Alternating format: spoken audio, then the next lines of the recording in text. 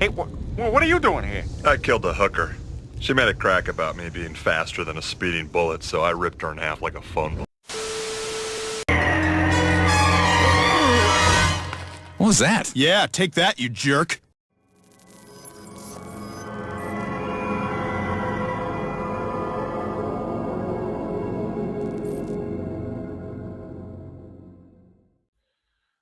All right, welcome, Etepukuian right here, the place to be reviews, and also enter the unfamiliar with me, Final Death Star, whatever you may call them. We're gonna talk some Superman and Lois today. What's going on, brother? How you doing? Hey, doing really well. Doing really well. Thank you for joining. I appreciate it, man. This is Yeah. I just like I said, I just finished before we came on. I just finished watching the show the other night after I think It premiered on Tuesday. premiered night. Tuesday. So yeah, Yeah. we were talking about it. Yeah, I tried to watch it that night, and I ended up falling asleep because it was midnight and I was freaking out. I was exhausted. But so I got to finally watch it today, and it was a good episode. I coming from my perspective, which I've said I'm not a Superman aficionado. I've seen the Christopher Reeves movies. I don't think I've ever seen the Brandon Routh Superman Returns. Oh, okay. I've watched maybe a handful of episodes of Smallville way back. And I've seen Man of Steel. I own Man of Steel's back here in Blockbuster somewhere. Actually, it's part of the DC section. Yeah, it's right next to Justice League, which is terrifying. But so I like Cavill. Reeves is a great Superman. Tyler Hoechlin. Tyler Hoechlin. I liked him. He came across good. What were your first impressions of him? Yeah, I mean, I grew up as a Reeves fan, so this is the kind of classic Superman, the Christopher Reeve. Yeah. That's always been my guy. I really liked Dean Cain in Lois and Clark. Yes. And I loved that show growing up. I loved that show. I forgot to mention that one. Yeah, that's a good. Yeah, it kind of people kind of tend to forget about it now and then. But he was a great Superman. Played a good Clark. Different than the Christopher Reeve. He wasn't kind of the bumbling sort of Clark that that Reeve, was. But and then Brandon Routh came and kind of it was supposed to be the Superman Returns. It got a bad rap. I mean, the movie wasn't great. Like, it wasn't written great, but it wasn't bad either. He was a good Superman. He was supposed to play the continuation of the Christopher Reeve Superman. So they kind of pretended as though Superman 3 and 4, they kind of retconned it before retconning was a thing. Yeah. Superman 3 and 4 never happened. And then this was Superman Returns was supposed to happen after Superman 2 of the Christopher Reeve. So it's supposed to be a continuation for getting 3 and 4. And so I liked him as Superman. He played a good Superman. I was really happy he came back in the DC crossover. With he played an older Superman, the Kingdom Come style Superman in the DC. The Berlanti. Crisis on Infinite Earths. Right? Yeah, the Crisis. Yeah, Crisis crossover. Yeah. And then Smallville is a big fan of Smallville too. Tom Welling played a good younger Superman. I would have liked to have seen him kind of continue, in a more adult role. They did have him come back briefly, although he just played Clark. Yeah, he wasn't Superman, but nonetheless. And now we've got Tyler. And when Tyler first appeared on Supergirl, because he made his appearance on Supergirl, I think season 2, just a couple episodes. I liked him. I thought he had the right personality. I thought, the look wise, not bad, but the personality was there. I liked his kind of optimistic, the Boy Scout, which also Christopher Reeve also nailed that sort of persona. Oh yeah. And now with his own show, my first impressions were like, wow, even stronger than when he was on Supergirl. I thought I really like his Clark, he kind of has the little bumblingness, not full on, but it's there. It's just a nice mixture. And then his Superman is really like the first line. Well, first of all, let me say this little shout out. They use the Fleischer. This is my my Seinfeld Superman statue. But I have the Fleischer, which is like the classic original design, and they use this in the show, which was so great. Plus, they have him lifting up a green car, which was the first appearance. It's like the first appearance of Superman had him lifting up a green car. And they had that scene, the flashback scene where he's, telling his backstory, which is it was a great intro. him telling kind of the story of him coming to Earth, and then you see Ma and Pa Kent, and then you've got him, his first view of Superman is him lift up the green car, and he's got the Fleischer suit. So I thought, oh, that's such a nice little touch, for like Superman fans. Yeah. And he says a comment when the kid's like, like looking at him, in awe, and he's like, oh, my mom, he's like, nice suit. He's like, oh, thanks, my mom made this for me, and he flies off like, that's Superman. That's it. He's like a Boy Scout. He's the good boy, he's a good, innocent, kind of optimistic. So right off the bat, I was like, yeah, I like where they're going with this. Yeah, I got a really good vibe from it right from the start. It was I want to say it was kind of warm. That's the way it was to me. It was kind of a warm vibe. And Tyler, he kind of draws you in. He does have that classic Christopher Reeve-esque look, I think. Mm-hmm. You can tell I think he's probably studied because some of his mannerisms and things are akin to what Reeves used to do as Clark, more or less. Superman is all him, but yeah, I really like his portrayal thus far. The family situation now, the wife, like I said, after watching it again, I'm like, okay, I kind of warmed up to Lois a little bit more. Like the first, like when I was watching, I was kind of like, eh, but I watched it again. I'm like, all right, I can kind of get into this. The kids weren't annoying. No, they weren't. Not at all. They were actually very handled very well, which I'm like, kind of like waiting for I was like waiting for the other shoe to fall. I know. At some point in the episode. But they were Jonathan and Jordan. Jonathan's the athletic.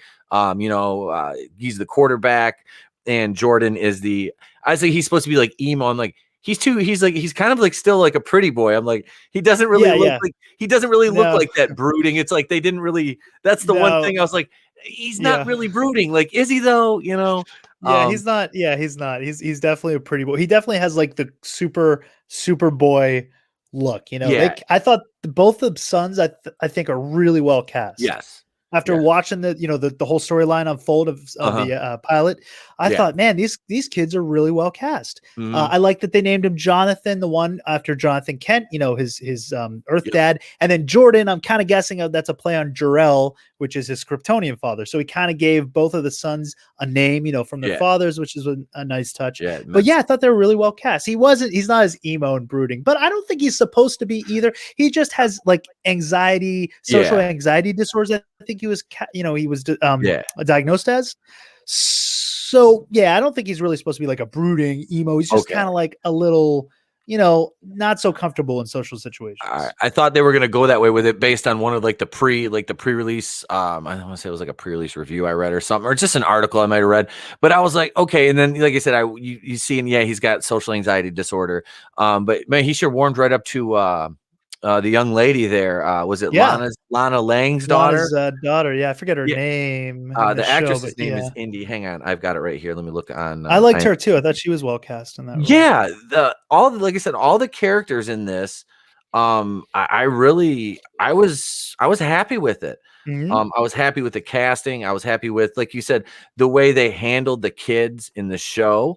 Yeah, Sarah Cushing is her name. That's Lana's daughter. Okay. Yeah. Yep. So Sarah Cushing, her character, yes, that's Lana and Kyle. That's their daughter. And the Kyle guy, you can tell there's some I guess animus between he and Clark, obviously over the fact that Clark used to date Lana. Yeah. And that's you can tell that storyline is going to unfold. Oh yeah. Over the course of the first season. But yeah, they gave you just enough of him to kind of set him up as being a mild antagonist, I'll say. Yeah.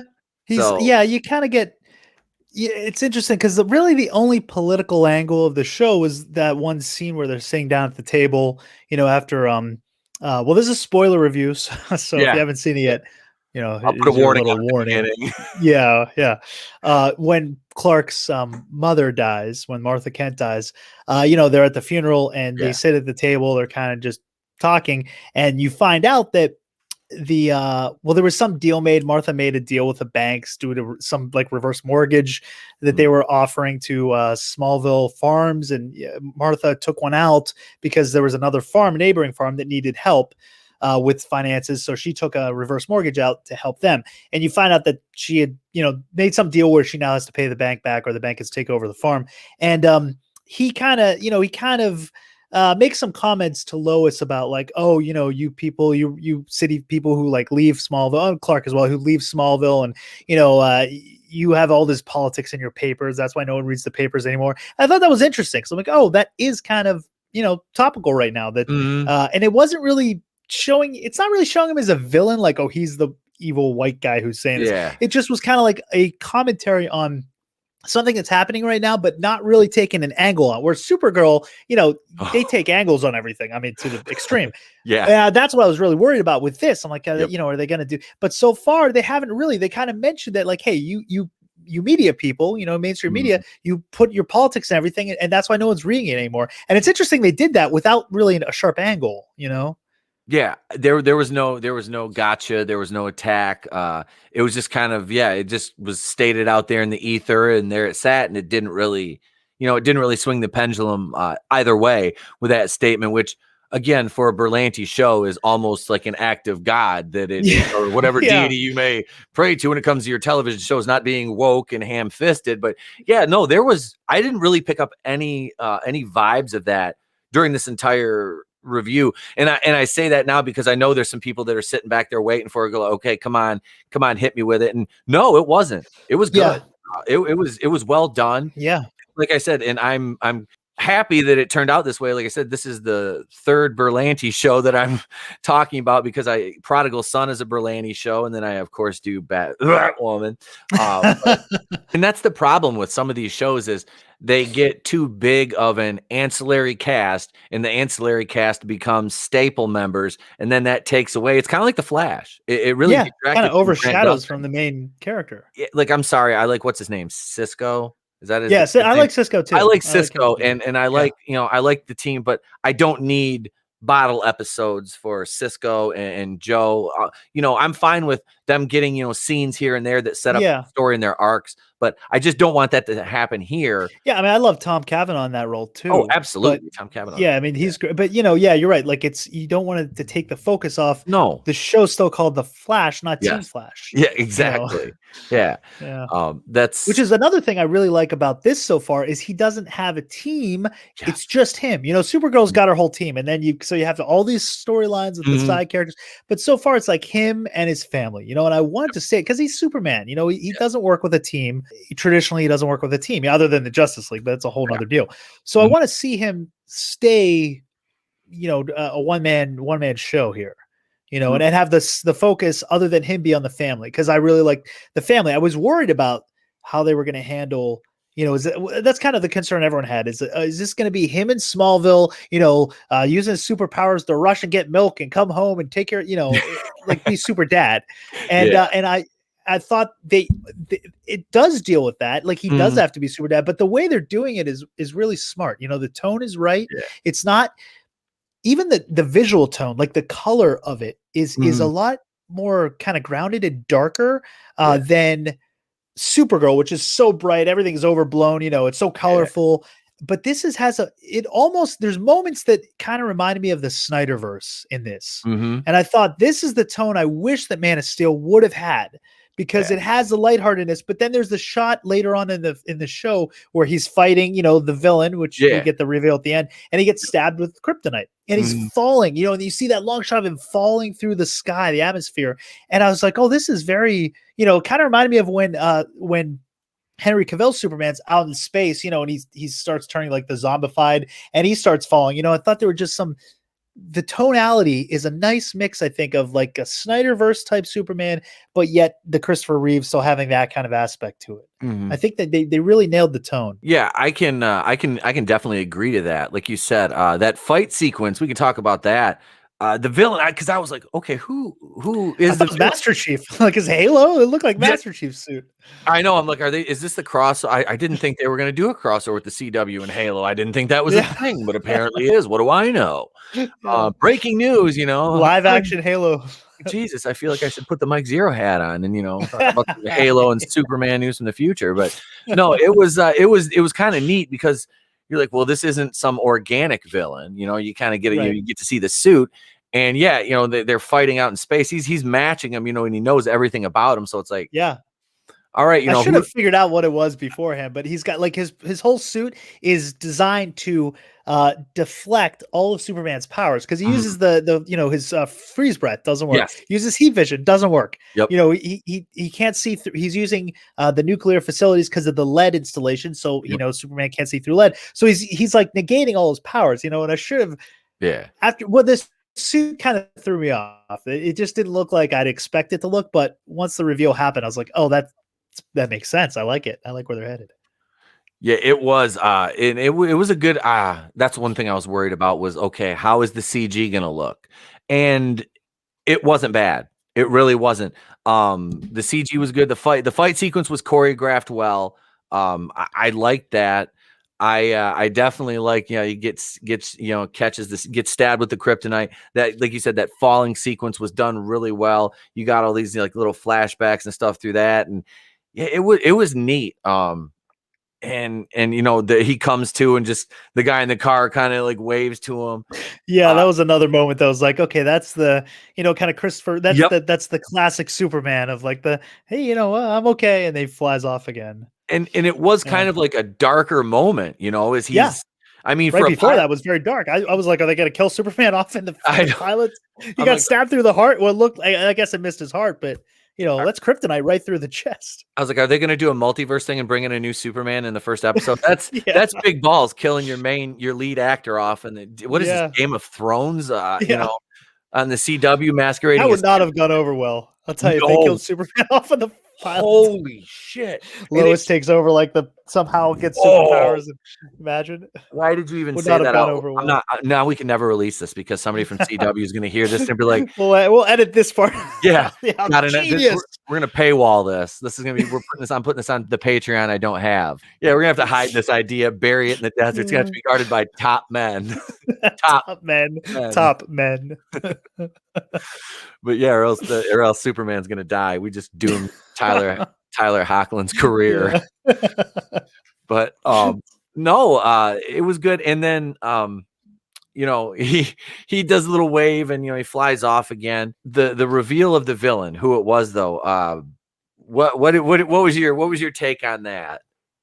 As soon as I heard the name, I was like, oh, it's Lex Luthor. It's the Lex suit. And then it all made sense. I'm like, of course it's kind of greenish. It negates all his powers. It makes sense for the Lex suit. So yeah, other than the look of it, which kind of looked like Master Chief, the reveal, it has me confused though, because he's talking to Superman during the fight, and he's like, I also came from Krypton. He's kind of lying to him, I guess, unless there's something else going on there, if he's being possessed or something. But because he has this spaceship he's going to, and I don't know where that plays in yet. I don't know if that's Brainiac somehow involved with this, or I don't know where they're taking it. I mean, I guess they dealt with Brainiac on Super. Well, that's the Brainiac from the future, Supergirl. Brainiac. I forget what number Brainiac is. It's the good version, but I don't know exactly what the spaceship is and why Lex was talking to him as though he was Kryptonian as well. Unless he's just trying to play a mind game with him, because it's Lex Luthor, so he could very well just be trying to play a mind, which is what I think. Yeah, but I'm not sure about the spaceship. I don't know where that comes in, but I like the reveal. I like that they did it right off the bat. They didn't leave it a mystery. The first episode, you don't know who he is. Like, he takes off the helmet, you don't see him other than the back of his head. He's bald, he's black, and that's all you know. But he says Captain Luthor, I think the voice on the computer voice says. So Captain, I'm not sure where that plays into it, but I like the reveal. I'm glad it's Lex. It's hitting you right off the bat with like, hey, here's Lex, here's the Lex suit. You're getting a lot of fan stuff. Here. Yeah, they start out with a classic Superman rivalry, which for a new show like this, and in the direction it looks like they're going to go, which I think is a good move. It is just for, like I said, a casual Superman fan, which is what I am. It's a good move because it will like I said I'm a casual fan of Superman in general. It was never like I'm more of a Batman fan. I've always been the Batman guy. But no, I like it. I like the direction. Honestly, I wasn't planning on watching it. I don't know if I'll like I said, I wasn't sure if I was going to review it, but I mean, I enjoyed it enough to where like, wow, this is definitely worth reviewing. Mhm. Yeah, I like I said, Luther. It's funny because I have the Titan series figure I got for my son. What are they, the 10-inch ones or whatever? Mhm. 8, I don't know. But he's got like the Lex in the suit. Yeah. It's kind of tight because it glows in the dark. Oh, that's cool. Like parts of his suit glow in the dark. Yeah. That's cool. But yeah, it was, man. It was a fun episode. I like the fight. We got to talk about the fight sequence with the kids too. I want to circle back. Yeah. I want to do a Jen Psaki and circle back for a second. Yeah, circle back. But no, that was kind of like you're seeing. Yeah, he kisses Jordan kisses Sarah, and out of nowhere comes the boyfriend. Yeah. Yep, Which she just happened to forget to tell him about. Yeah, although I can see that's natural though. You don't really necessarily bring that up, I guess, when you're. And I think she does like him, so I think that's also there's an underlying like I don't think she wanted to tell him about the boyfriend because she when he went in for the kiss. She didn't pull away right away. She kind of hung there for a moment. Yeah, she took a second. Yeah. Now, so Jordan's the new kid in town. He comes in, meets this girl, kisses her, doesn't find out she has a boyfriend till afterwards. Boyfriend comes in and beats him up. In 20 years, we're going to get a reboot of this, and it's going to be about the boyfriend, and we're going to find out it's going to be like Cobra Kai. We're going to find out the boyfriend was the good guy all along. Right. It was very Cobra. It was very like Karate Kid, right? Like it wasn't a beach, but it was like a campfire. It had a lot of the same tones. There was the girl, who's getting in the way of him and his girlfriend. There were similarities there. All the boyfriend would have had to do is break her boombox, which in this case probably was her phone, her iPhone or something. Right, her iPhone. Yeah. Then her Bluetooth device. Her Bluetooth speaker. But so no, it was a cool. Then you see because they lead you to believe that it's Jonathan that's got the power set because he's the more athletic one, and even Clark and Lois were like they were kind of already in that camp, and then all of a sudden. There goes the heat vision during that fight. And I was like, oh shit. Like he didn't even use super strength. He just went right to the heat vision. I'm like, the big guns are coming out, you know? And blew that fire up. And that's, I find it was a little hard to believe that like no one saw heat beams coming out of his eyes. Like no one was looking at him. Cause you think like people were recording this. Yes. You saw them like pulling out their phones, recording the fight. You think someone would have had their phone on him. Maybe they did too. We don't know. It seems like no one knows, but I mean, I don't know. I find it hard to believe that no one's like recording him. Cause it's like, if you're recording a fight, you're going to record the few people that you're not going to be like having your phone all around to the crowd. You're going to record the people who are in the fight. Yeah. And he was in the fight. So, but two heat beams shooting out of somebody's eyes while they're getting pummeled. Yeah. Someone would have that on film. that's going to show up somewhere. That crowd of kids with all those damn cameras. Somebody recorded something. I mean, it's like I could go to any news story. And so you're telling me that somebody happened to get this on camera, but nobody got kid over here with heat vision eyes. Right. I don't think so. See that's where like this show can really differentiate itself and establish it if they deal with that. If one of these episodes they say, hey, there was a video, someone filmed something, and you just see the laser beams. You don't know where they came from, maybe, but they, someone recorded the beams. Yeah. Then you could say, all right, this shows, it's paying attention to these little things. But if they kind of forget that and act like no one saw anything and no one recorded anything, then it's like, all right, there's a lack of writing here. Overall, it's good still. I really like the pilot, but we'll see how they handle that. Yeah, you can't treat the characters in the universe like they're stupid. You can't. That would make them seem kind of dumb and not aware of their surroundings and not things that are as realistic. Yeah, and I mean it's already Superman. It's not realistic, but you want to try to make it as grounded as it can. And that's exactly what I was going to say. Was you want to make sure it still stays grounded somewhat. And this, like I said, it's kind of headed that way with the way this premiered and with the way it happened. So Like I was looking at the here. I'll share this actually. Here's the ratings for episode 1. Scored a 0.37 in the 18 to 49 demo and 1.745 million viewers, which is good for a premiere on the CW. All It's pretty things good, considered, yeah. The if I was kind of looking around at some of the other ratings and such for some of the shows, and it's like I think this, if it stays the way it is, this can be a CW show. Like I said, I don't want to say it, but this could be a solid show for a couple seasons. The CW shows don't know when to end. That's the they seem problem. to trail off. Yeah, they're all trying to reach for that 7-8 seasons. Like what Arrow was 7 or 8, 7. Yeah.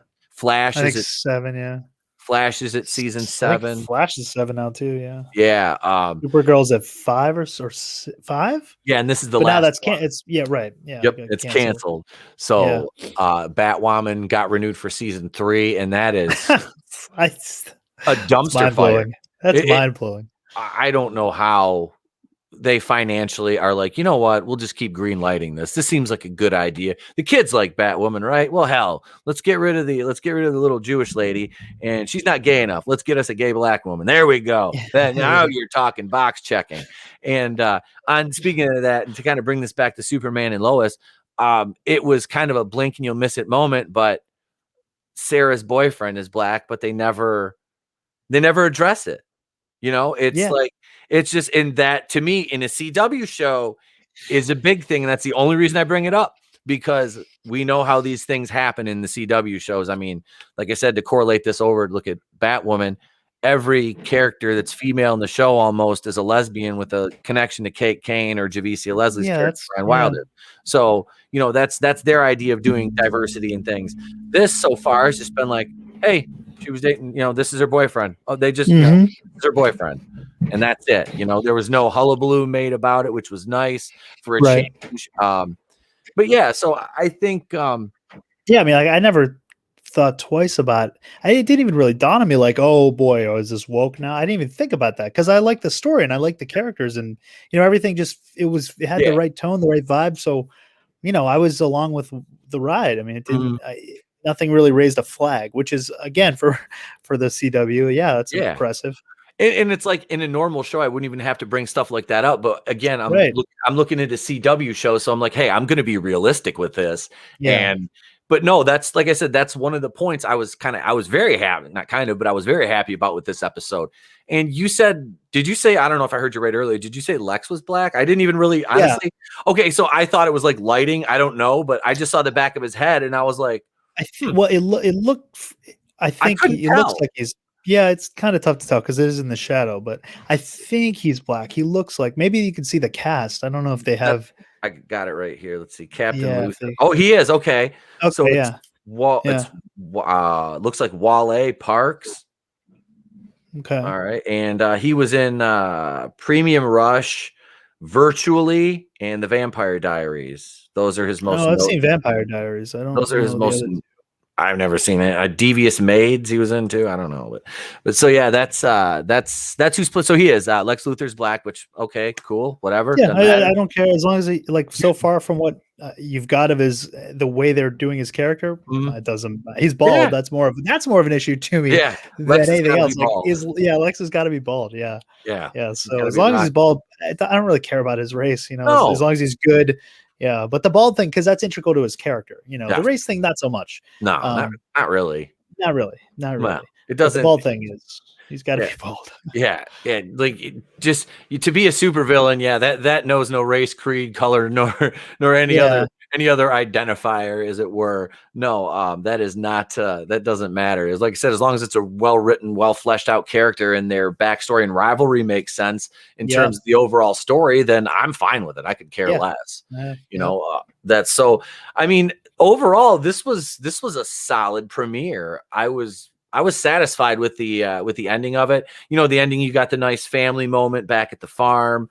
He's like, let's go out to the garage. The boys we got, questions. We want to, we just found out you're Superman. Didn't actually mention that he didn't tell, they chose not to tell the kid he was Superman. So they find out in this episode, they're in high school. So they've lived live.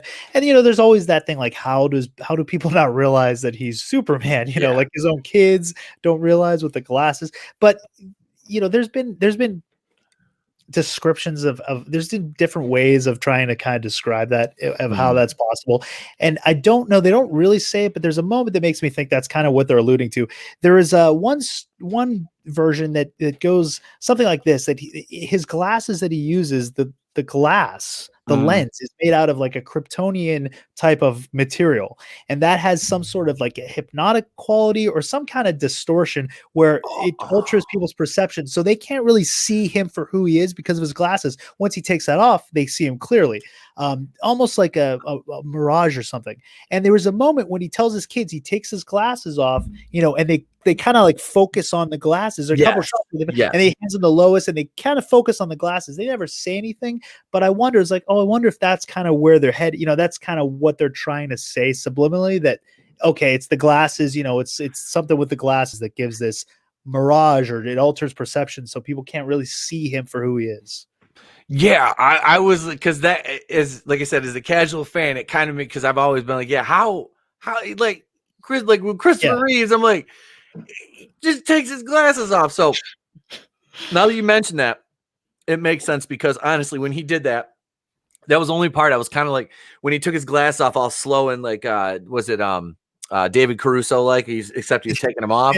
I did. I was kind of like, that's why his kids can't recognize him, and now that makes sense though, what you just mentioned about them having kind of like a masking effect or like a hypnotic effect on somebody.